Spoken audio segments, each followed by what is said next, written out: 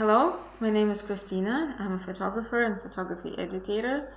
In this series of videos, I review the work of artists that I like and tell you why I like them. Today, we're going to talk about this female artist, female photographer, whose name is Hetta, and I'm really proud to introduce her and her work to you because I'm very supportive of female artists and the opportunities they get in the field, and especially happy to know how accomplished and achieved Julia is. Uh, as far as I understand, she's still quite young. You can look up her age. I was not able to find when exactly she was born.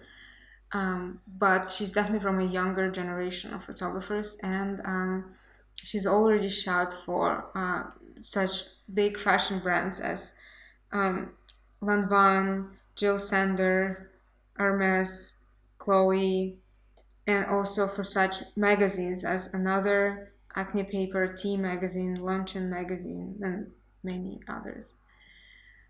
So, like I said, she's Swedish, and um,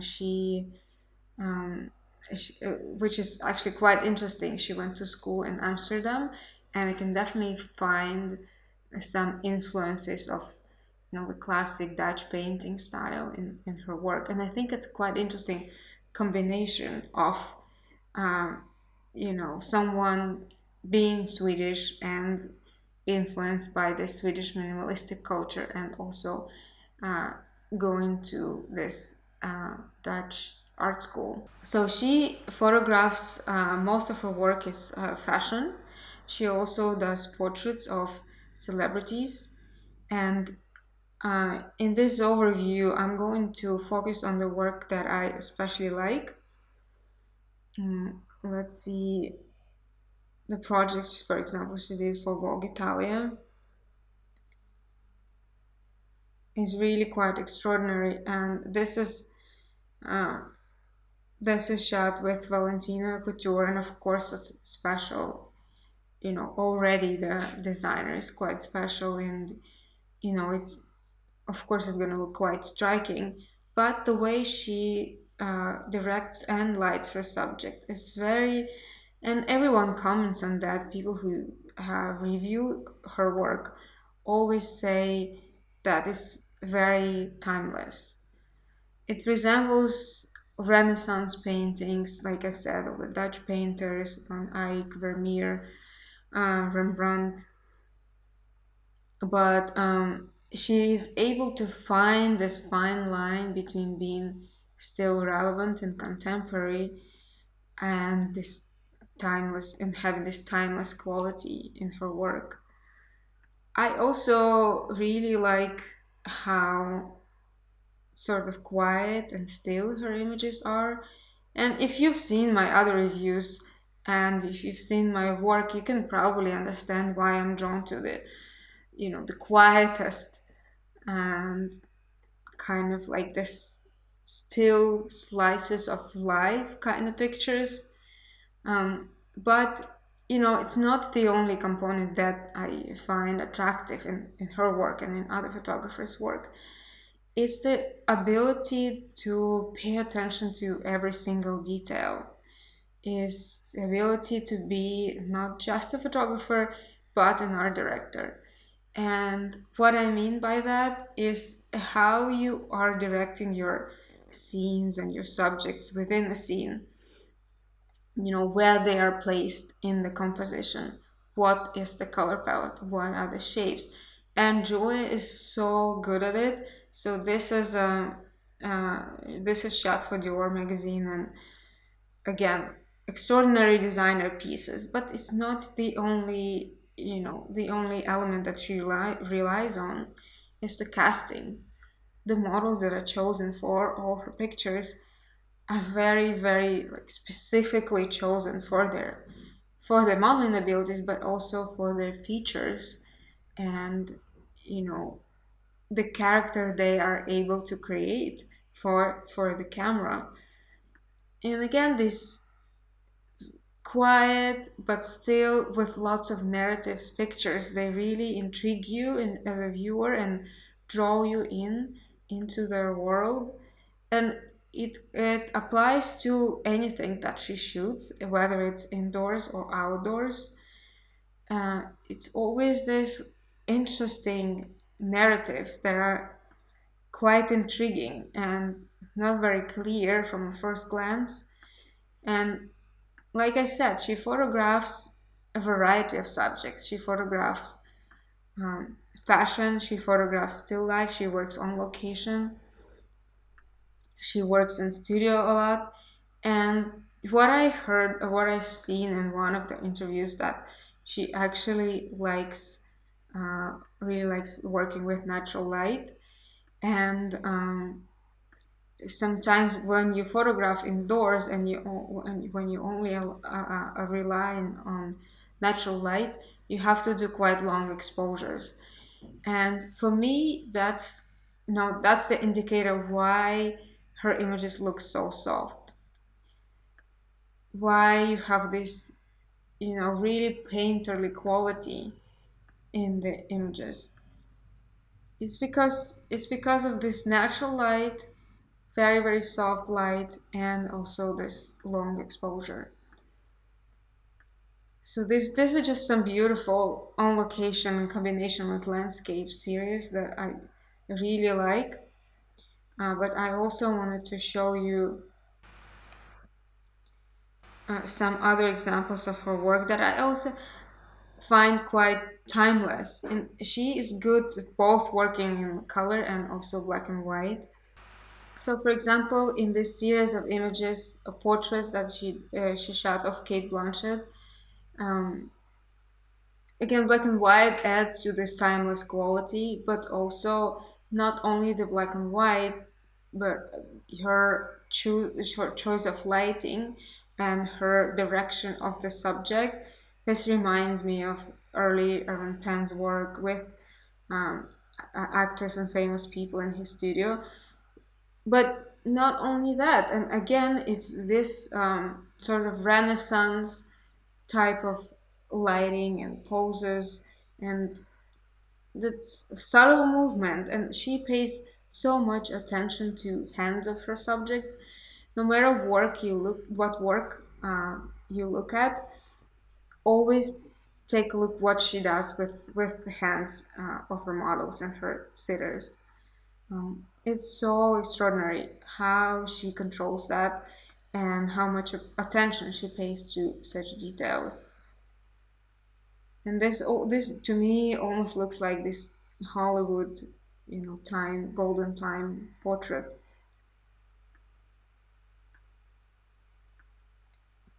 Another work that I wanted to show you, shot again for Dior magazine, and this was shot in a studio with a whole bunch of props.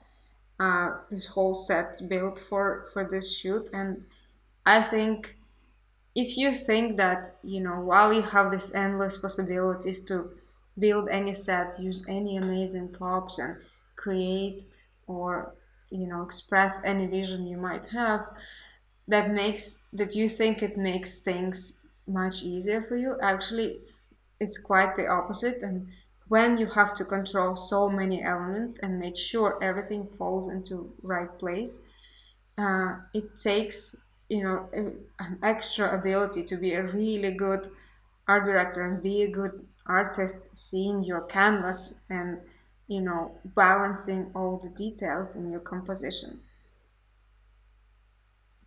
So I wanted to give you a couple of quotes and to give you a better idea who she is.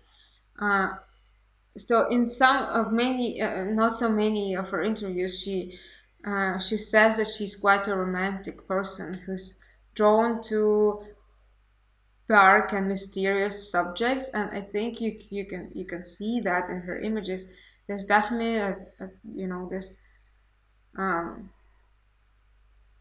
representation of this romanticism in the art and in the shapes and the direction of how she directs her models, and uh, the forms, the clothes that she chooses, what the subjects are doing in shots. It's all quite romantic, and quite soft too. It's not forced. There's not much contrast in her lighting. So I think, again, speaking about consistency in art and an artist's work, I think she's really good at it, and um, she's very much in control in what's going on in terms of the art direction, like the elements of the background, the elements of makeup, the elements of hair, and in combination with the styling of the clothes. And she's also, I think, really good at um, creating a sense of mystery in her images, and again, inviting the viewer to look into her world or in the world of her subjects that she creates. It's just extraordinary. And this is one of my favorite shoots of her ever. It's just because it's so timeless and at the same time resembles, so many different periods in art. The lighting is very soft and very kind of this Rembrandt kind of type. Uh, the fact that it's black and white, it reminds me of early 20th century photography and Man Ray and um, yeah, that kind of period with like artists experimenting with surrealistic elements in their pictures, and the clothes are more contemporary, but still like the late 19th century.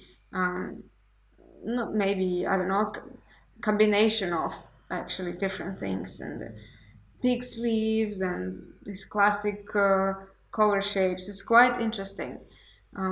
So it's like takes you back to several different periods in art and fashion, and it's so beautiful. And she's such a good art director in terms of placing elements in the shot and balancing the composition, and creating a narrative without telling you what exactly this picture is about, and just intriguing you with that narrative.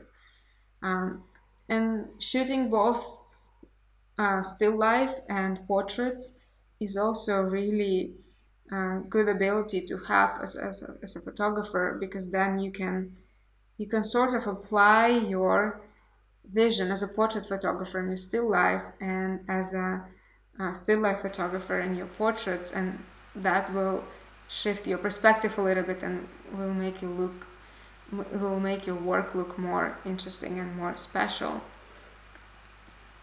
But at the same time, I think when she creates her work, it's more about expressing herself and ideas that she might have, rather than going with trends and trying to impress the viewer.